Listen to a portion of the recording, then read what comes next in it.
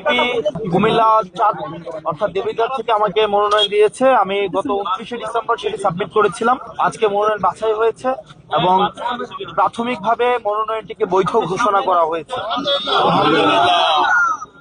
তবে একটি কনসার্নের বিষয় হচ্ছে প্রশাসনের যেই আমরা অভ্যুত্থান পরবর্তী সময়ে যেমন নির্মোহ, বস্তুনিষ্ঠ, নিরপেক্ষমূলক আমরা যেভাবে আচরণ প্রত্যাশা করি,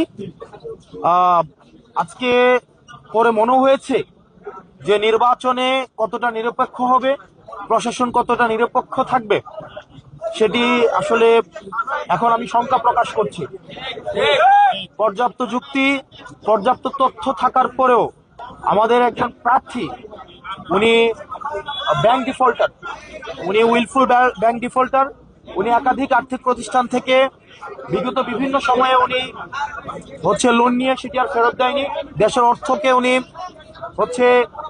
তছরুফ করেছেন এবং ব্যাংক ডিফল্টার হওয়া সত্ত্বেও উনি সেটিকে এই তথ্যটি যখন গোপন করে এবং হাইকোর্ট স্টে দেওয়ার তথ্যটি যখন গোপন করে, এটি ব্যক্তিগত তথ্য গোপনের পর্যায়ে পড়ে এবং আমাদের নির্বাচনী আচরণ যে বিধিমালা রয়েছে সেখানে স্পষ্ট উল্লেখ আছে, কোনো প্রার্থী যদি ইচ্ছাকৃতভাবে তার তথ্য গোপন করে হলফনামে উল্লেখিত, তাহলে সেটি তার প্রার্থিতা বাতিলের যে বিধান রয়েছে। কিন্তু আমরা দেখতে পেয়েছি প্রশাসনের কাছে আমরা পর্যাপ্ত তথ্য প্রমাণ এবং যুক্তি উপস্থাপন করার পরেও সেখানে প্রশাসন কতটা নিরপেক্ষ আচরণ করতে পেরেছে সেটি আসলে প্রশ্নবিদ্ধ। প্রশাসনের যারা কর্তা কর্মব্যক্তি রয়েছে তারা নিজেদের সংস্কার তারা নিরপেক্ষ থাকতে, কিন্তু কতিপয় রাজনীতিবিদ, কতিপয় রাজনৈতিক দল তারা প্রশাসনকে, পুলিশকে নিয়ন্ত্রণ করতে চায়।